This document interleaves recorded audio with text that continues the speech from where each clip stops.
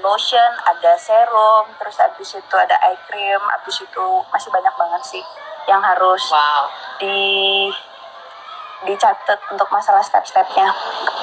Nah, kalau misalnya itu pasti kan banyak banget dan Amanda tuh pasti sibuk banget. Berapa lama mungkin harus lalu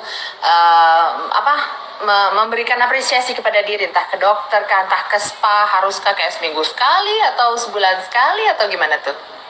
Ya kalau ada endorsean aja sih kayaknya. Gitu.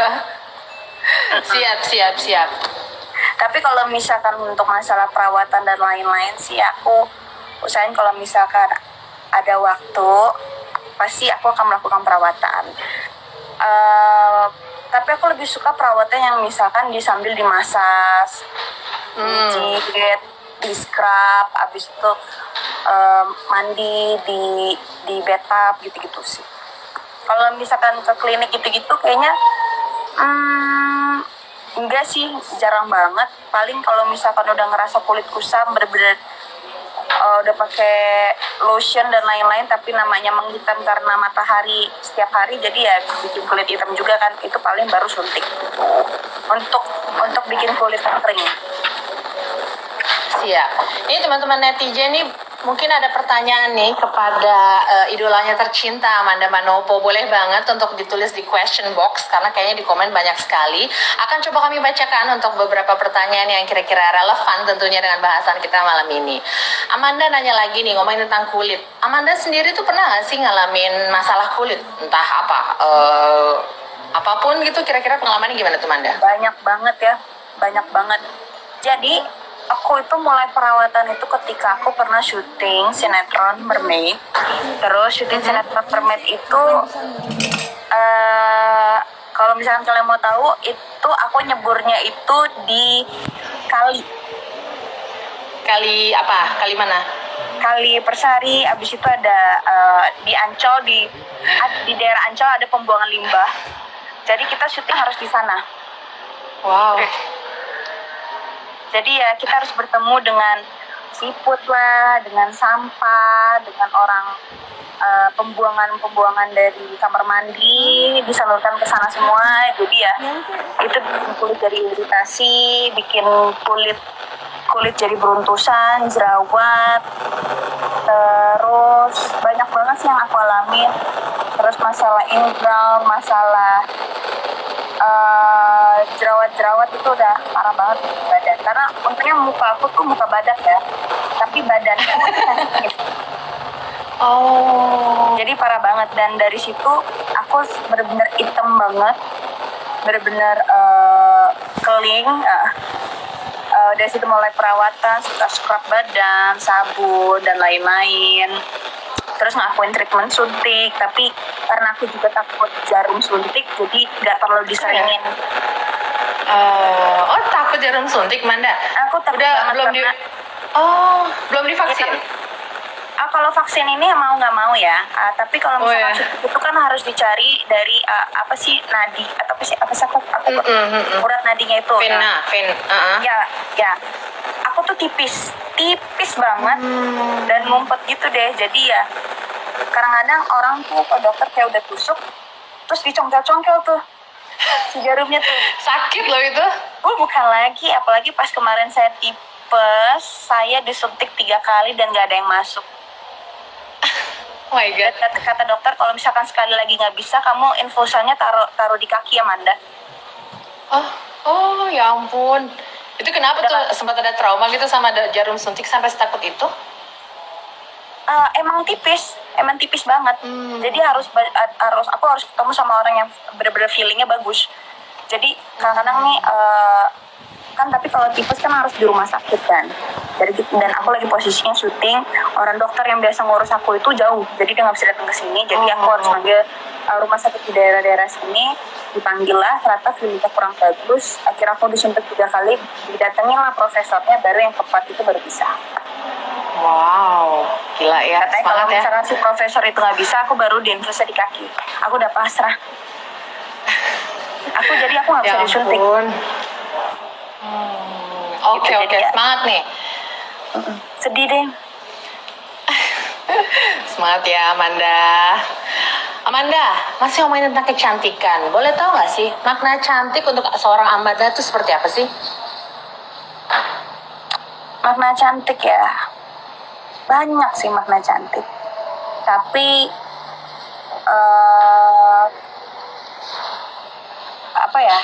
dari dulu sampai sekarang aku tidak merasa diriku cantik. Aku tidak pernah merasa yang gimana-gimana tentang diriku. Aku cuma mau menjadi aku. Terserah orang mau menilainya seperti apa. Dan cantik itu relatif, orang yang bisa menilai. Yang penting selalu memberi, selalu berbagi, saling memaafkan, dan ya selalu meminta maaf dan berterima kasih kepada semua orang. Itu menurutku makna cantik sih. Gitu. Kalau misalkan untuk masalah badan, muka dan apapun itu, semua itu bisa dilakukan dengan cara kita ngerawat diri. Tapi kalau misalkan untuk makna cantik itu di dalam sih, bukan di luar. Keren sekali.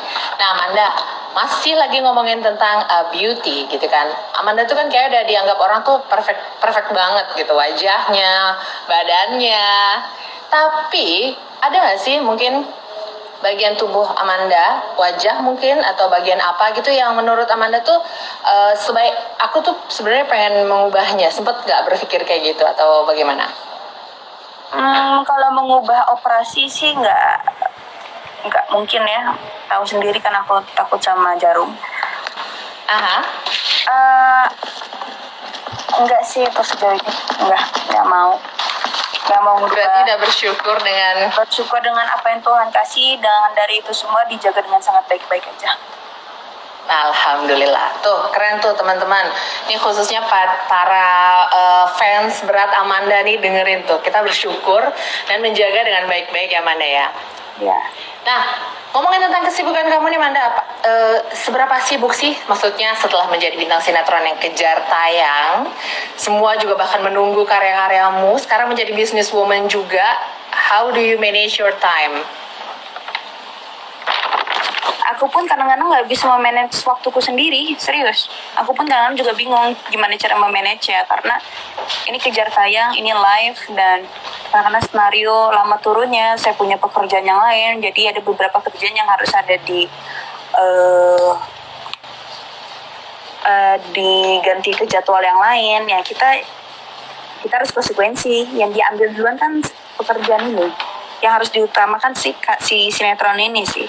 Gitu. Pekerjaan-pekerjaan yang lain ya nanti kita bisa reschedule kapan, yang penting kita sudah minta izin dari pihak dari PH, tim produksi dan lain-lain. Kalau misalkan saya tetap melakukan pekerjaan saya dengan secara profesional, dan kalau misalkan saya ada pekerjaan atau saya misalkan ada kewajiban saya dalam urusan apapun itu, tolong jangan tidak perbolehkan, karena saya harus tetap menjalani hidup saya.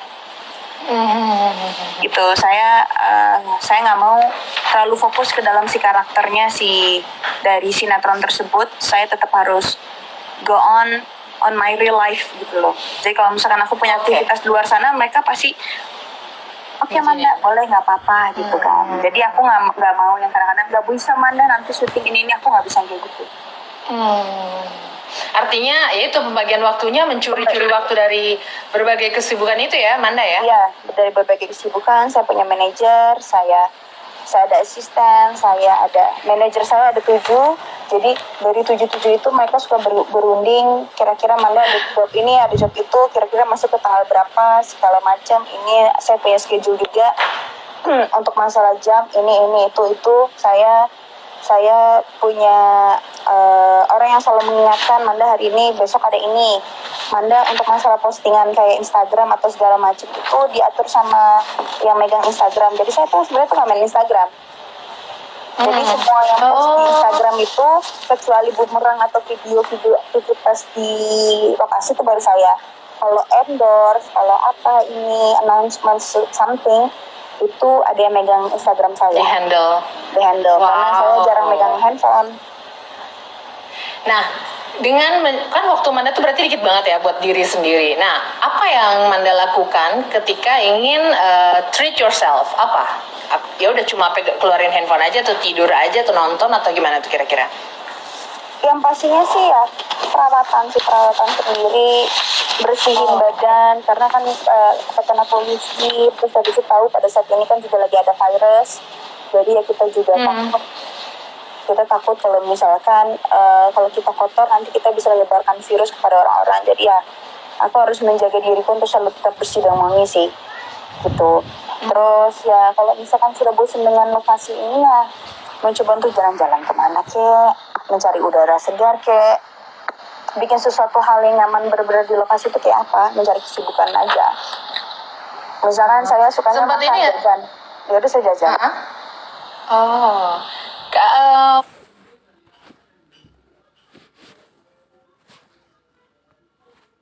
yang sedikit itu mungkin ngobrol sama teman by phone atau apa? Nggak sempet ya kalau ngobrol by phone? Kalau telepon sih kayaknya jarang sih ya, paling chat-chat doang sih.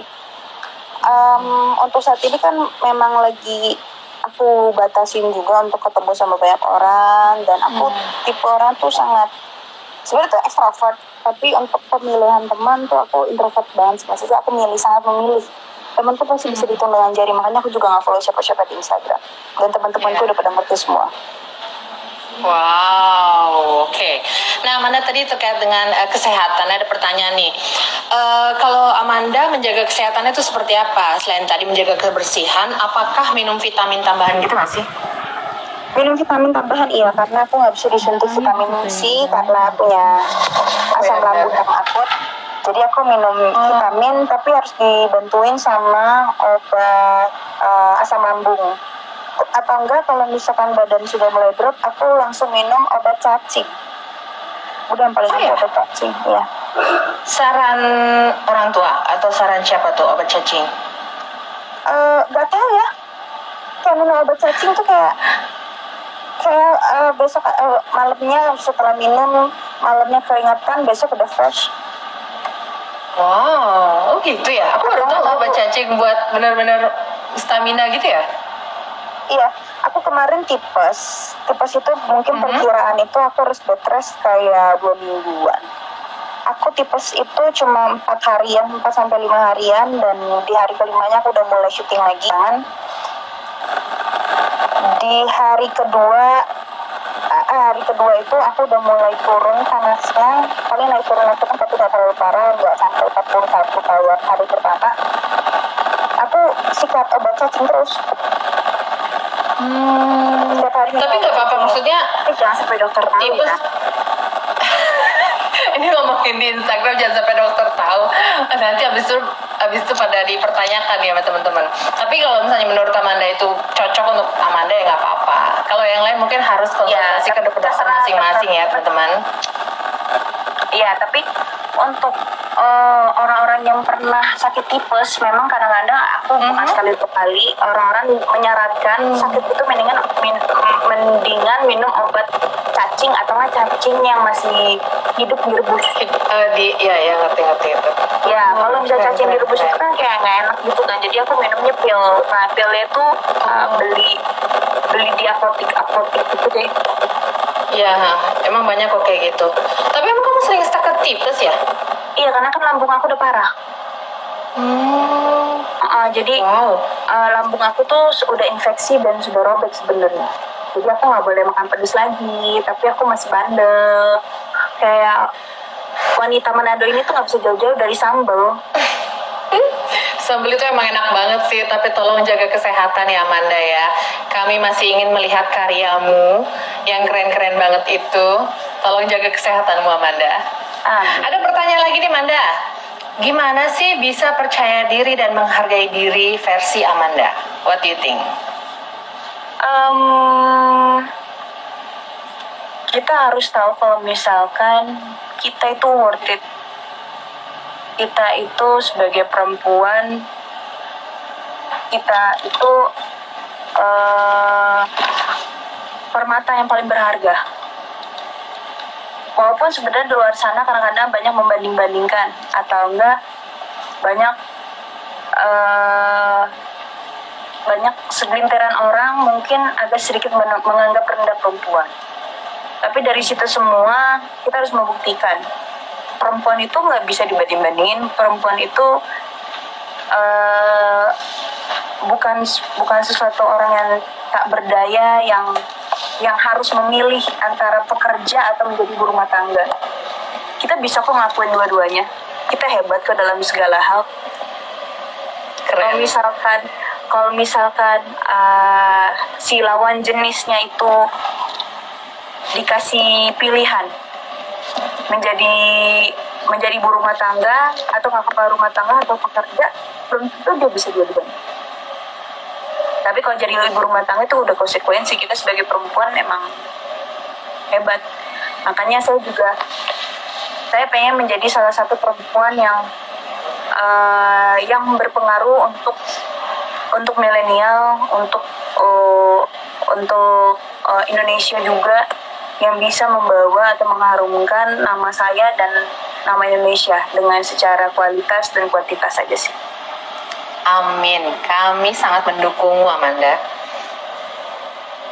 Amanda, ini kan kamu tuh lagi naik daun banget ya. Namamu di mana? Udah kali naik daun. Nah, kira-kira naik daun tuh pasti tantangannya tuh lebih tinggi lagi tentunya ya.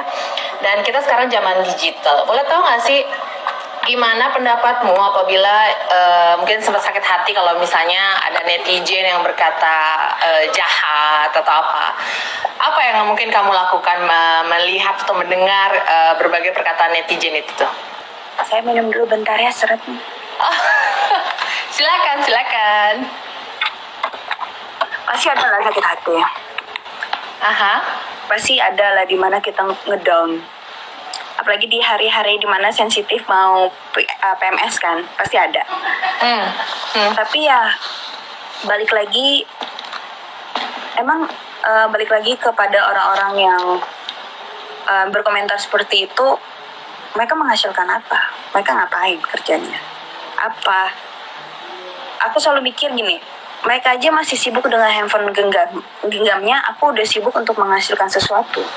Jadi aku nggak terlalu mikirin kayak gitu sih. Jadi atau sesuatu hal yang aku nggak suka, aku udah tahu nih, aku nggak suka, aku nggak mau lihat ya. Aku mendingan, aku bener-bener nggak mau lihat, aku menjauh. Jadi that's why kenapa aku jarang main sosial media. Aku jarang main Instagram, aku nggak punya Twitter, aku nggak punya Facebook, aku nggak punya YouTube. Aku juga tidak terlalu bersosialisasi yang tetap baik sama semua orang, tapi tidak mau yang terlalu dalam gitu loh, tidak mau mempercayai orang, karena untuk saat ini gak ada yang bisa dipercaya. Aku aja kadang-kadang sama diriku sendiri aja aku nggak percaya dalam artian bukan nggak percaya diri ya, nggak percaya masa sih dia ngakuin itu, masa sih gitu loh. Jadi ya jalanin aja seperti yang mengalir. Yang penting kamu sudah melakukan yang terbaik, kamu tidak menyenggol orang, kamu tahu kok ketika orang-orang itu berkata yang gimana-gimana, mereka tuh nggak tahu sebenarnya aslinya kayak apa. Mereka tidak mengalami apa yang aku rasain. Dan aku juga nggak perlu harus yang gimana sih, karena aku juga tidak mau membenarkan siapa yang benar dan tidak mau menyalahkan siapa yang salah, karena sampai kapanpun pasti akan dipandang negatif dengan orang yang nggak suka. Tapi kalau misalnya kayak gitu, maksudnya dukungan untuk dirimu yang kamu carinya kemana? Apakah ke agama kah? Atau ke perlindungan keluarga saja? Atau gimana? Ya pastinya untuk demi kesehatan mental itu. Aku dan Tuhan, udah. Dimana aku sudah tidak bisa cerita sama siapa-siapa, aku cuma cerita sama Tuhan. Walaupun Tuhan tidak ngasih jawaban langsung, tapi dimana kalau kesah itu aku bisa keluarin langsung, nggak perlu harus ada yang ditutup-tutupin, nggak perlu harus menjadi orang lain. Karena menurut aku sebuah masalah, sebuah kekecewaan, sebuah apapun yang negatif, vibes yang aku alami, yang bisa kita selesaiin itu cuma diri kita sendiri. Yang bisa bangkit, yang ngebuat kita menjadi seperti saat ini itu adalah kita. Nah, belakang itu semua baru keluarga yang turut mendoakan, teman-teman juga yang selalu support, and fans, siapapun itu. Tapi untuk menjadi titik saat ini, itu pasti aku dan Tuhan. Keren banget. Amanda, bulan ini kan bulan Kartini nih. Boleh tahu nggak sih Kartini zaman now menurut Amanda tuh yang perlu seperti apa sih? Kartini zaman now. Apa sekeren apa perlu seorang wanita Kartini zaman now? Banyak banget sih sebenarnya harus dibenahi, dan aku juga nggak bisa ngomong gimana karena aku pun juga banyak yang harus dibenahi. Cuma Jadi Kartini zaman now sekarang apa-apa sudah sosial media, jadi hati-hati dengan apa yang kalian ketik, hati-hati dengan apa kalian ucapkan, karena itu sangat berpengaruh sih. Jadi pesannya itu ya, agar khususnya perempuan Indonesia untuk hati-hati di zaman digital ini ya. Ya, dan selalu untuk perempuan luar sana ya, jangan pantang menyerah, jangan putus asa tentang masalah apapun. Kita harus berjuang dan kita harus buktikan kalau misalkan kita bisa menjadi diri kita sendiri dan kita bisa menjadi sesuatu hal yang kamu inginkan itu karena kerja keras kita, karena semangat kita. Dan seperti tadi yang Amanda katakan, even menjadi seorang career woman, business woman, ataupun ibu rumah tangga itu gak ada masalah ya? Gak ada yang masalah. Kalau misalkan kamu sanggup, kamu lakuin dua-duanya. Aku paling gak suka dengan... Aku sudah ngomong misalkan gini, aku kalau punya pasangan, aku pasti akan ngomong sama pasanganku, aku bisa melakukan dua-duanya, dan aku tidak mau pasanganku untuk nyuruh aku memilih karir atau rumah tangga. Rumah tangga itu kewajiban. Karir itu segala macam itu untuk ngebantu supaya kamu tuh nggak sendirian, tapi selalu melakukan kewajiban. Gitu. Jadi ya, aku bisa ngelakuin dua-duanya. Aku tetap akan ngasih rasa sayang, rasa cinta kepada anak dan terutama kepada suami. Itu nantinya. Keren banget Amanda, keren banget. Amanda, kayaknya itu pertanyaan terakhir aku. Kayaknya kamu juga harus istirahat sambil menunggu jadwal syuting Aku sudah berikutnya ditunggu ya. sama orang schedule di depan. Siap. Terima kasih banyak loh sudah memberikan waktu pada cerita Cantika. Terima kasih ya, jaga kesehatan terus Amanda. Kami masih menunggu berbagai karya kerenmu. Dan teman-teman, kita masih mengingatkan untuk menjaga protokol kesehatan. Jangan lupa cuci tangan, menggunakan masker, dan menjaga jarak. Semoga Amanda juga